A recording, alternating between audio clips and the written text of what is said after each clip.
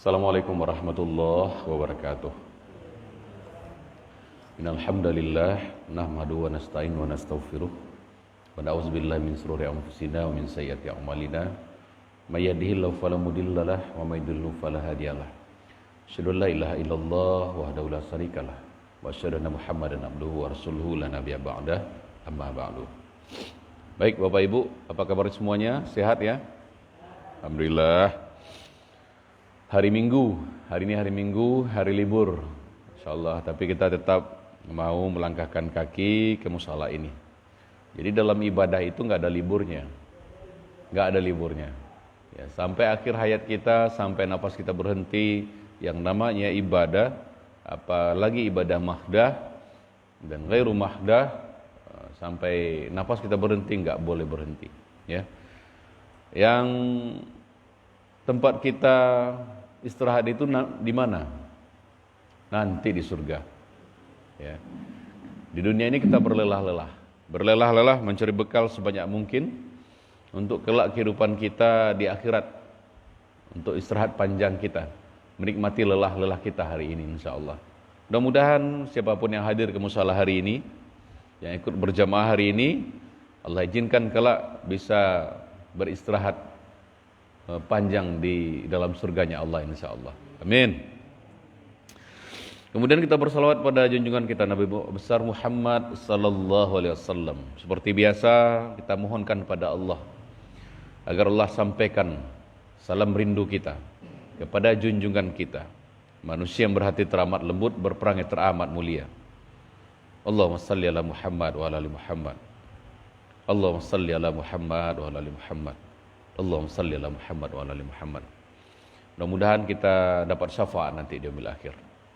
Di saat hari yang teramat panas Bapak Ibu, yang tidak ada perlindungan kecuali perlindungan dari Allah Subhanahu wa taala, kita mendapat syafaat dari beliau. Amin ya rabbal alamin. Pak Ibu yang berbahagia, para penonton dimanapun Anda berada, dari Musala Aldana, Kecamatan Tanjung Mutiara, kami mengucapkan Assalamualaikum warahmatullahi wabarakatuh dan selamat pagi buat kita semuanya. Mudah-mudahan minggu pagi ini, minggu subuh ini, Allah berikan kita keberkahan, keselamatan, kasih sayang tercurah buat kita dan keluarga kita insyaallah. Amin ya rabbal alamin. Bapak Ibu yang berbahagia, hari ini kita akan bercerita lagi. Ya, kita nggak akan bosan-bosan bercerita ini. Supaya kita ambil ibrahnya, pelajarannya, nilai-nilainya. Kemudian diharapkan bisa kita praktekkan dalam kehidupan kita sehari-hari. Seorang sahabat Rasulullah yang dijamin masuk surga. Beliau adalah orang yang termasuk golongan terkaya di Makkah pada saat itu. Siapa namanya? Ya, Abdurrahman bin Auf. Dan dia termasuk kelompok 8 orang yang mula-mula masuk Islam. Ia juga tergolong 10 sahabat yang diberi kabar gembira oleh Rasulullah Muhammad SAW untuk ngapain? Masuk surga. Kebayang dah ibu-ibu, seandainya kita dalam posisi sahabat, kemudian diberi kabar gembira oleh Rasulullah, disampaikan kepada Rasulullah bahwa Rasulullah melihat kita dalam surganya. Allah, betapa bahagianya, pasti bahagia sekali. Dan beliau juga termasuk 6 orang sahabat yang bermusyawarah dalam pemilihan khalifah setelah Umar bin Khattab. Di samping itu juga dia seorang mufti yang sangat dipercaya oleh Rasulullah Muhammad SAW, berfatwa selama di Madinah selama beliau masih hidup. Allah, luar biasa ya Abdurrahman. Jadi pada masa jahiliyah dia itu dikenal dengan nama Abdul Amir. Abdul Amir, ada sebagian riwayat mengatakan Abdul Ka'bah. Ya. Setelah masuk Islam, Rasulullah Muhammad SAW memanggilnya Abdurrahman bin Auf. Ia memeluk Islam sebelum Rasulullah menjadikan rumah Al-Arqam bin Al-Alqam sebagai pusat dakwah. Nah, seperti yang kita sampaikan di awal-awal, bahwa pada saat dakwah sembunyi-sembunyi, yang dipakai untuk berdakwah, untuk bertaklim adalah rumah Al-Arqam, seperti itu. Ia juga mendapatkan hidayah itu 2 hari setelah Abu Bakar As-Siddiq memeluk Islam. Jadi 2 hari ini Abu Bakar Siddiq memeluk Islam, mengakui Islam Rasulullah Muhammad SAW. 2 hari berikutnya Abdurrahman bin Auf menerima, mengucapkan 2 kalimat syahadat. Bapak Ibu yang berbahagia, seperti kaum muslimin yang lainnya, orang-orang yang pertama masuk Islam lainnya itu mendapat penyiksaan dan tekanan dari kaum kafir Quraisy, sama dengan yang lain, kayak seperti Zubair bin Awam, Sa'ad bin Abi Waqqas. Mereka adalah orang-orang yang mendapatkan penyiksaan, disiksa. Kini kita masuk Islam, ada disiksa enggak? Enggak, Masya Allah, ya. Aman-aman saja, tidak seperti di Palestina, enggak seperti di Suriah hidup kita hari ini. Betapa Allah sayang pada kita. Dan ini tentu menjadi karunia nikmat Allah yang luar biasa. Kita tidak harus mengalami penyiksaan seperti yang dialami oleh para sahabat, ya, para asbiqunal awwalun, mereka yang pertama-tama masuk Islam. Namun dia tetap sabar dan tabah menerima penyiksaan tersebut. Abdurrahman juga turut hijrah ke Habasyah bersama kawan-kawan yang seiman, menyelamatkan diri dan agama mereka dari tekanan kaum kafir Quraisy. Dan Abdurrahman adalah terkenal dengan seseorang yang mengendalikan hartanya, bukan seseorang yang dikendalikan oleh harta. Hari ini Bapak Ibu semuanya, banyak di antara kita yang dikendalikan oleh harta. Lah baanya nyuharat tua gini. Tapi Abdurrahman bin Auf mengajarkan kita nilai-nilai kehidupan, bagaimana bisa mengendalikan harta, bukan dikendalikan harta. Sebagai bukti, ia tidak mau celaka dengan mengumpulkan harta kemudian menyimpannya, dan ia mengumpulkan hartanya tentu dengan jalan yang halal, dengan melalui jalan perdagangan seperti itu. Nah, pernah pada suatu ketika datang sebuah rombongan membawa 700 kendaraan yang berisi barang dagangan, yang mana seluruh isi muatan dan kendaraan itu diberikan di jalan Allah. Bayang 700 kendaraan, 700 kendaraan, ya, berbaris, dan itu semua milik Abdurrahman bin Auf, dan itu semua diberikan di jalan Allah Subhanahu wa taala. Aisyah berkata, suatu ketika Aisyah berkata, radhiyallahu anha, semoga Allah melimpahkan berkahnya bagi Abdurrahman dengan baktinya di dunia, serta pahala yang besar di akhirat nanti.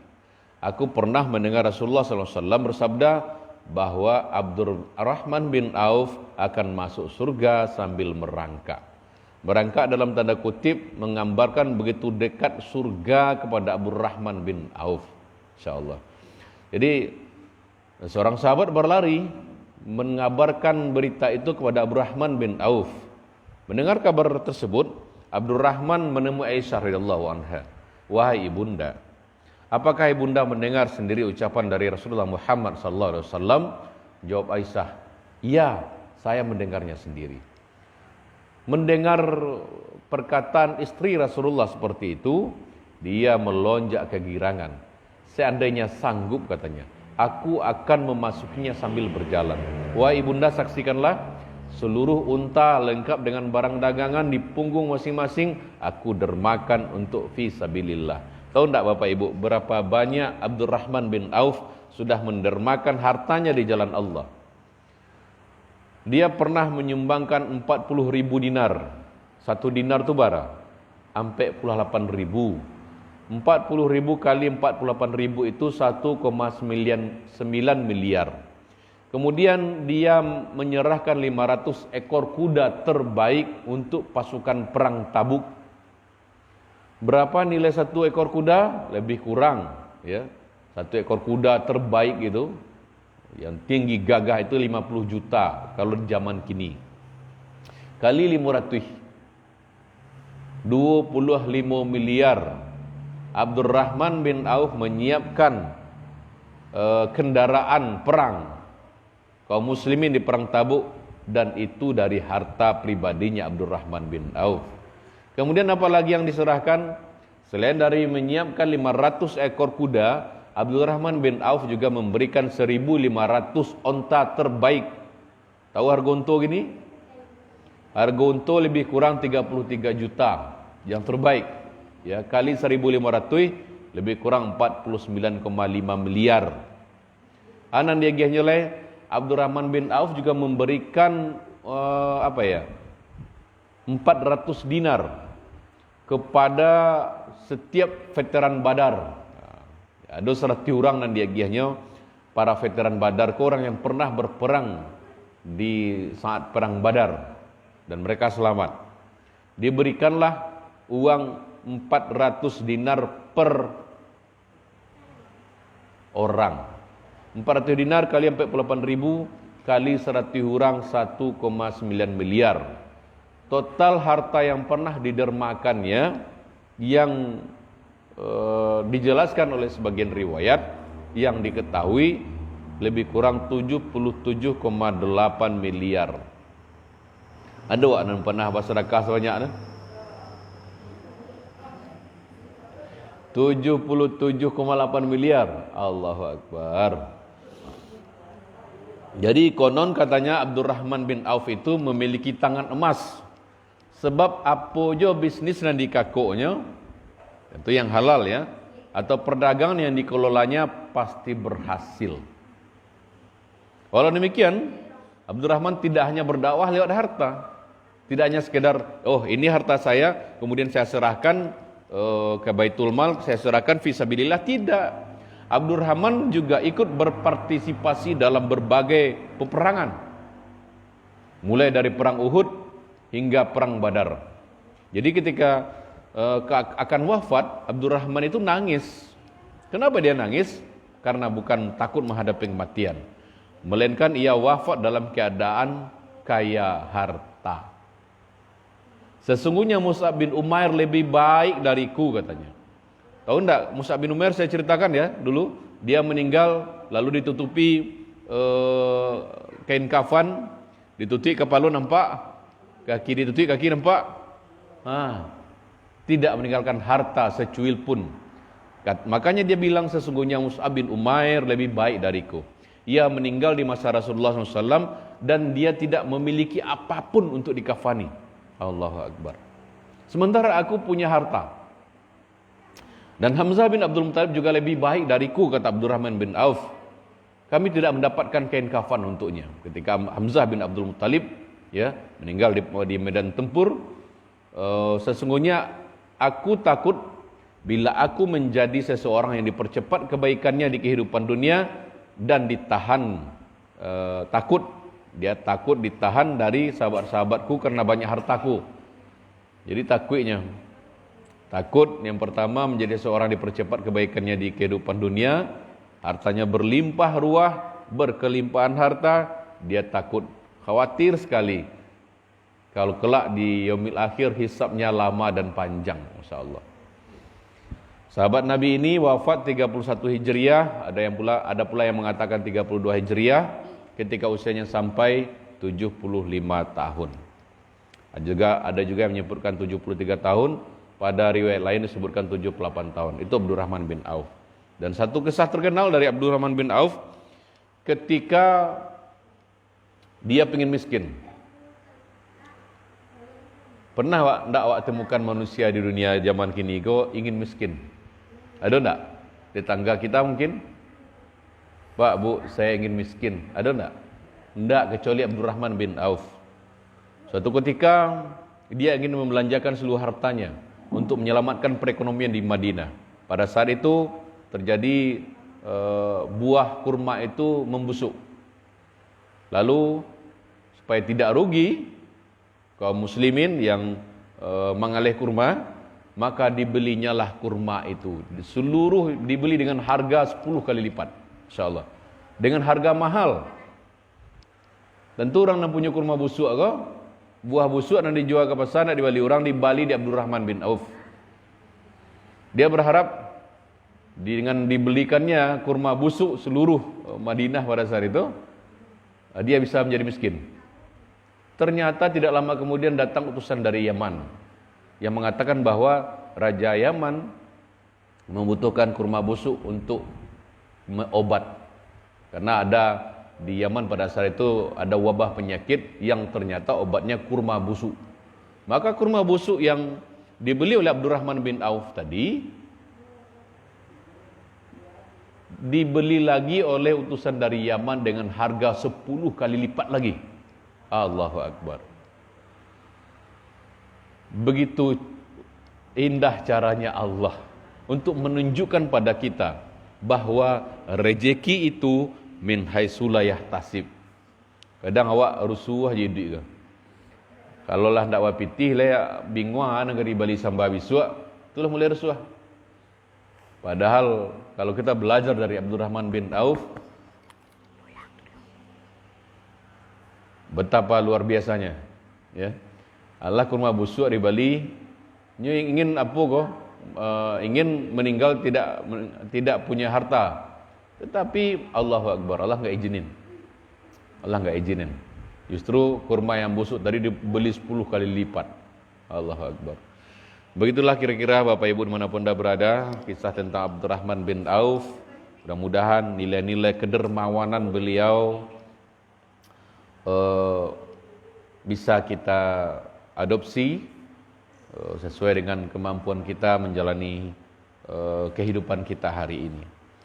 Intinya jangan pernah ragu untuk mendermakan harta kita di jalan Allah.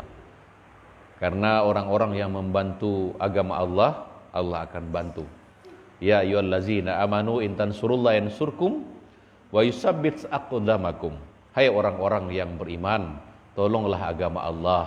Tolonglah agama Allah. Bantulah anak yatim, bantulah fakir miskin, bantulah musala kita, bantulah kegiatan MDA kita, bantulah kegiatan anak-anak menghafal Al-Quran kita. Jangan pernah ragu untuk menyerahkan harta kita di jalan Allah, karena insya Allah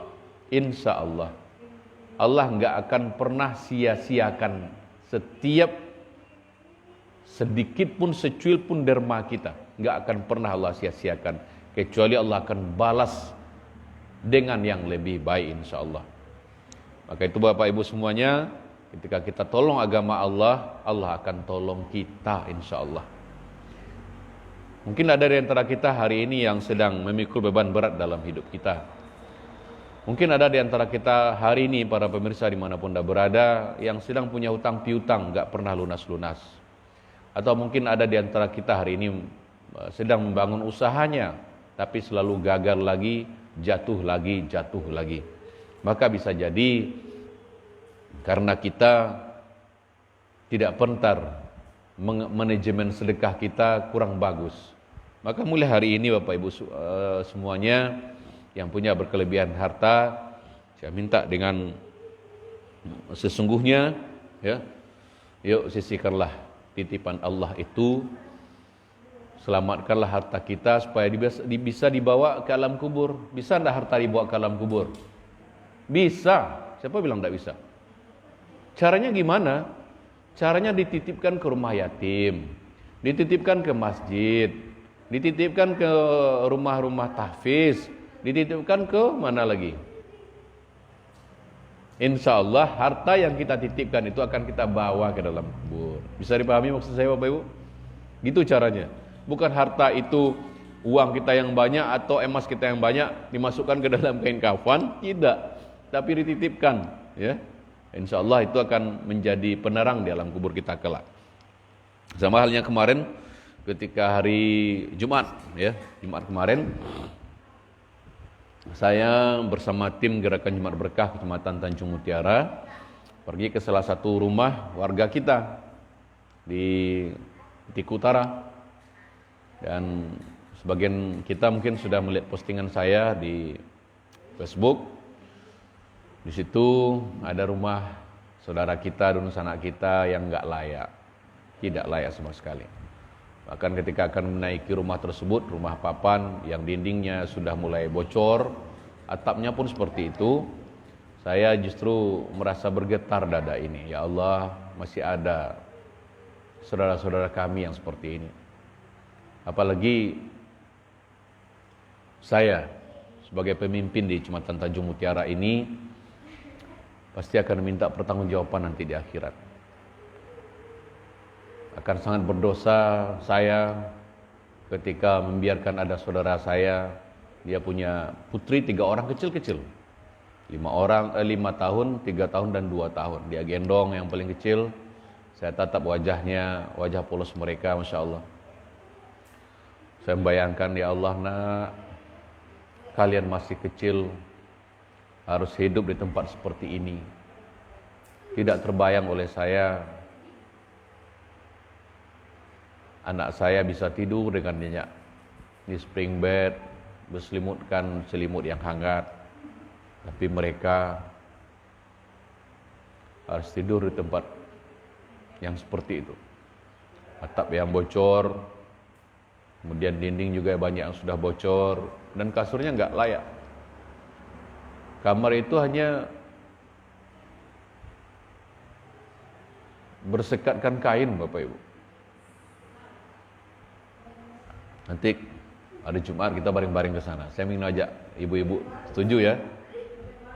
Di sudah jembatan Ki Lintang sebelah kanan. Nanti kita baring-baring ke sana, mengantarkan GJB kita insya Allah. Supaya ketika kita mau secara jujur meraba derita mereka, mudah-mudahan Allah lembutkan hati kita. Ternyata betapa Allah masih sayang sama kita.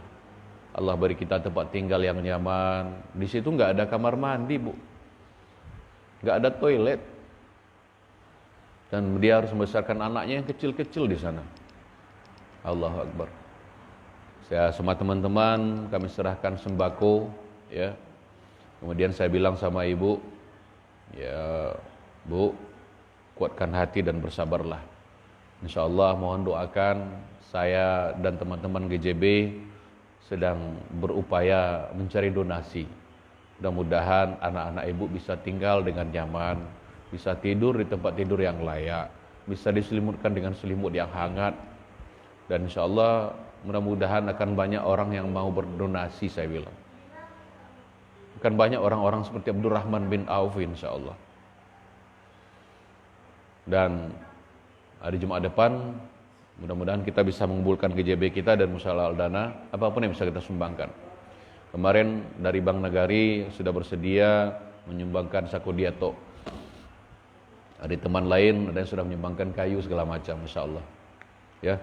Dan para pemirsa yang hari ini sedang menonton, bagi yang mau berkenan mendonasikan titipan Allah, sebagian dari harta yang dititipkan Allah pada kita, yuk silakan kirim ke rekening GJB. Di postingan saya ada rekening Gerakan Jumat Berkah. Yuk kita ringankan bebannya. Kita berikan tempat tidur yang hangat buat anak-anak mereka, supaya kelak saat hisab di yaumil akhir, saat Allah bertanya pada kita bagaimana kepedulian kita terhadap orang-orang lemah di sekitar kita. Seandainya Allah bertanya tentang itu, Bapak Ibu, dengan apa pertanyaan itu harus kita jawab? Ara'aital ladzi yukadzibu biddin. Bukankah itu sering kita dengar? Fazalikal ladzi yad'ul yatim. Tahukah kalian siapa pendusta agama? Mereka adalah orang-orang yang mengabaikan tangisan anak yatim dan mengabaikan kaum fakir miskin, tidak memberi makan orang miskin. Masya Allah. Mudah-mudahan Allah Subhanahu Wa Taala tidak memberikan label kita sebagai pendusta agama, Bapak Ibu, dengan tidak pedulinya kita dengan orang-orang di sekitar kita. Maka yuk saya mohon pada kita semuanya, mari kita fastabiqul khairat, berlomba-lomba dalam kebaikan. Mudah-mudahan Allah ridho dengan kita. Allah ridho dengan sisa umur kita, dengan kita menitipkan harta kita pada mereka. Mudah-mudahan harta kita menjadi harta yang berkah, dikaruniakan rumah tangga yang sakinah oleh Allah Subhanahu Wa Taala, dan diberikan kita anak yang hafiz dan hafizah. Mudah-mudahan Allah berikan kita kesempatan untuk bisa mempersembahkan yang terbaik di umur kita yang masih tersisa, Bapak Ibu. Itu saja, mari sama-sama kita tutup dengan doa. Seperti biasa, saya nggak akan pernah bosan mengatakan bahwa ketika kita berdoa pada Allah Subhanahu Wa Taala, mari kita hadirkan dua rasa. Pertama apa, Ibu? Rasa hina di hadapan Allah. Yang kedua, rasa butuh dengan pertolongan Allah Subhanahu Wa Taala. Para pemirsa, pagi ini saya juga mengajak kita semua untuk merundukkan kepala kita. Sesering mungkin kita berdoa, bermunajat pada Rabb kita, pada Allah kita. Yakinlah Allah senang sekali ketika kita mau merundukkan kepala kita, sesering mungkin berdoa pada Allah Subhanahu wa taala. Mari saya mengajak kita untuk sama-sama kita berdoa, kita beristighfar. Astaghfirullahalazim allazi la ilaha illa huwal hayyul qayyum wa atubu ilaih. Astaghfirullahalazim allazi la ilaha illa huwal hayyul qayyum wa atubu ilaih. Allahumma salli wa sallim wa barik alaihi. Allahumma salli wa sallim wa rasulikal karim wa nabikal amin wa ala alihi wa sahbihi rasulillahi ajma'in. Allahumma fir lana dzunubana wa li walidayna warhamhuma kama rabbayana shighara. Allahumma ya Allah, kembali pada pagi hari ini takkan pernah kami bosan padamu, berterima kasih padamu ya Allah. Terima kasih ya Rabbi atas kehidupan yang kau berikan pada kami pagi ini. Terima kasih ya Allah, hari ini kami masih bisa melihat orang-orang yang kami cintai ada di samping kami. Sebagai seorang anak, Engkau masih berikan kami kesempatan bisa melihat ayah dan ibu ada di dekat kami. Sebagai seorang istri, terima kasih ya Allah, Engkau masih berikan kami kesempatan untuk bisa melihat suami ada di samping kami. Sebagai ayah, terima kasih ya Allah. Terima kasih segenap jiwa raga kami haturkan padamu. Ketika mata dibuka di pagi hari, Engkau masih izinkan kami bisa melihat anak-anak ada di samping kami. Padahal banyak orang-orang di luar sana ya Rabbi, yang ketika dia bangun pagi hari tak lagi menyaksikan ayah ada di sampingnya, tak lagi menyaksikan orang-orang yang dicintainya ada di sampingnya. Terima kasih Allah. Allah, pagi ini kami mohon padamu, karuniakan kami hati yang lembut ya Allah, hati yang mau peduli dengan orang lain. Ampuni kami kalau selama ini kami lemah ya Allah. Ampuni kelemahan kami yang kurang peduli dengan orang-orang di sekitar kami. Rabbi, terima kasih Allah. Ternyata banyak sekali orang-orang yang tidak seperti kami. Kami sering merasa ujianmu begitu berat dalam hidup kami. Padahal kalau kami mau jujur melihat di luar sana, banyak orang-orang yang jauh lebih berat ujiannya dibanding kami. Maafkan kami ya Allah, kami malu padamu. Baru sedikit ujian yang kami terima, terkadang kami sudah banyak mengeluhnya daripada bersyukurnya ya Rabbi. Allah, berikan kami kekuatan hati dan jiwa ya Rabb, untuk senantiasa mau peduli dengan orang lain. Rabbana hab lana min azwajina wa dzurriyyatina wa qurrata a'yun waj'alna lil muttaqina imama. Allah, mohon ya Allah, ringankan hisab kami kelak di yaumil akhir ya Rabbi. Kami tidak tahu ya Allah, berapa lama kami harus berdiri di hadapan-Mu mempertanggungjawabkan semua yang kami lakukan selama hidup di dunia. Maka tolong ya Allah, bimbing kami ya Rabb, agar kami bisa memanfaatkan umur kami yang masih tersisa untuk mencari bekal sebanyak mungkin untuk kelak pertemuan agung dengan-Mu ya Allah. Rabbi, kabulkan doa dan permohonan kami. Rabbana atina fid dunya hasanah wa fil akhirati hasanah wa qina azabannar. Subhana rabbika rabbil izzati amma yasifun wa salamun alal mursalin walhamdulillahi rabbil alamin. Baik Bapak Ibu semuanya, terima kasih banyak atas kehadirannya. Terima kasih juga para pemirsa yang masih online. Terima kasih juga sudah bersama-sama dengan kami. Mudah-mudahan Allah Subhanahu wa taala memberikan keberkahan, keselamatan, kasih sayang tercurah buat kita dan keluarga dan orang-orang yang kita cintai, dan mudah-mudahan hari Minggu ini menjadi hari yang penuh berkah dan menyenangkan bagi keluarga kita. Salam hormat saya buat seluruh keluarga saya yang sedang dimanapun Anda berada. Mudah-mudahan senantiasa dalam keadaan sehat walafiat. Itu saja Bapak Ibu, kita tutup dengan doa kafaratul majelis. Subhanakallah bihamdika asyhadu an la ilaha illa anta astaghfiruka wa atubu ilaik. Assalamualaikum warahmatullahi wabarakatuh.